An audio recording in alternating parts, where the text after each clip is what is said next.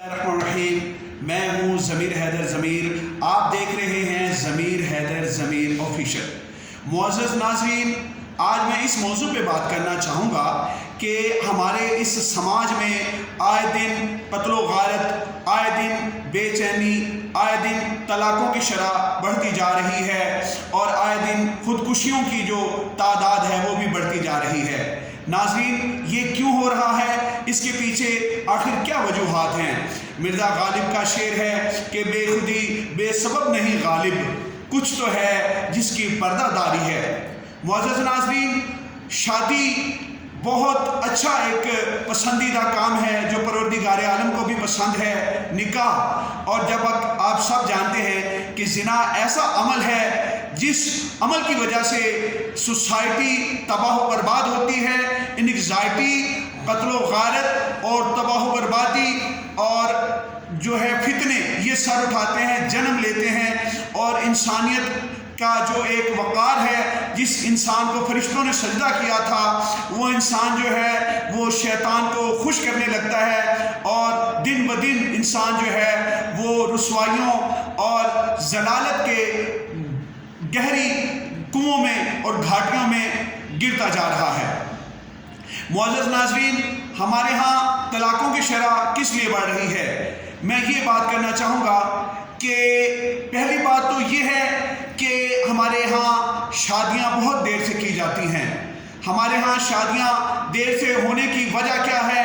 ہمارے ہاں لڑکیاں، بہنیں، بیٹیاں بیٹھے بیٹھے ان کے بالوں میں چاندی کیوں اتر آتی ہے؟ وہ اسی لیے اترتی ہے معزز ناظرین کہ یہاں پہ ذات پات کے بیریئرز ہیں، یہاں پر جہیز کے تقاضے کیے جاتے ہیں، یہاں پر سفید چمڑی جو ہے، چٹی چمڑی، اس کو اہمیت دی جاتی ہے، یہاں پہ انسان کو اہمیت نہیں دی جاتی۔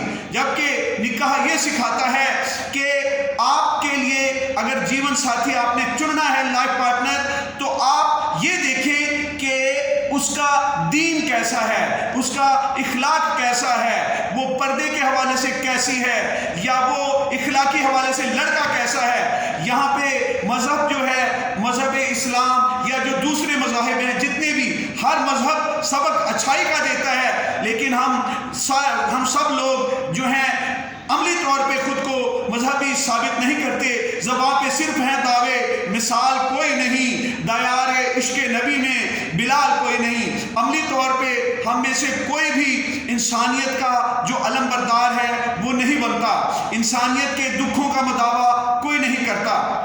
اب ہماری بہنیں، بیٹیاں گھر میں بیٹھے بیٹھے بوڑھی ہو جاتی ہیں، اور ہماری بہنوں بیٹیوں کے دل میں بھی آج کل یہ بات ڈر آئی ہے کہ میں کچھ پہلے بنوں گی پھر شادی کروں گی۔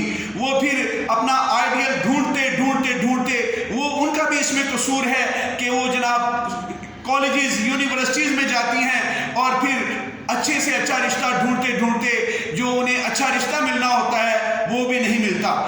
معزز ناظرین، اگر پھر شادیاں ہمارے یہاں ہو بھی جائیں جو ان کے تقاضے ہوتے ہیں، کوئی جہیز دے گا تو وہ کہتا ہے میں اس کی بیٹی سے تب شادی کروں گا اگر وہ جہیز دے گا۔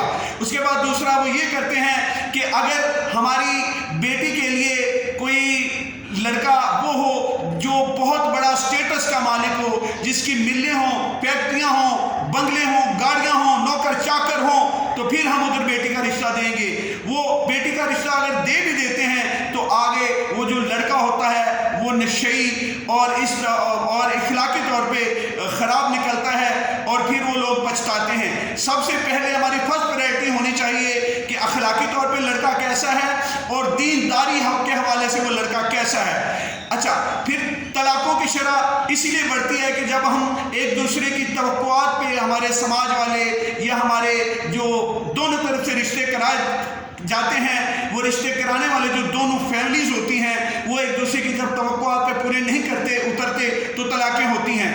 اور لڑکیوں اور لڑکوں نے جب اپنے آئیڈیل، دوسرے اپنے ذہن میں خواب بنے ہوتے ہیں، دوسرے آئیڈیل بنائے ہوتے ہیں، تو پھر کیا ہوتا ہے کہ ان کا جتنا بھی جو خواب یا ان کے ذہن میں ایک سٹرکچر بنا ہوتا ہے، جب وہ لڑکی اور لڑکا ان کا آپس میں نکاح ہوتا ہے تو وہ سٹرکچر یا وہ خواب یا وہ ایک آئیڈیالوجی ان کے ذہن میں بنی ہوتی ہے وہ پوری نہیں ہوتی، تو وہ جناب ان کا خواب چکنا چور ہوتا ہے۔ اسی کے ساتھ فوراً ہی جو ان کی ایک ازدواجی زندگی کا جو ایک جوڑ ہوتا ہے، تعلق ہوتا ہے، پاکیزہ رشتہ ہوتا ہے، شادی کا رشتہ، وہ تباہ برباد ہو جاتا ہے اور طلاق کی نوبت آ پہنچتی ہے۔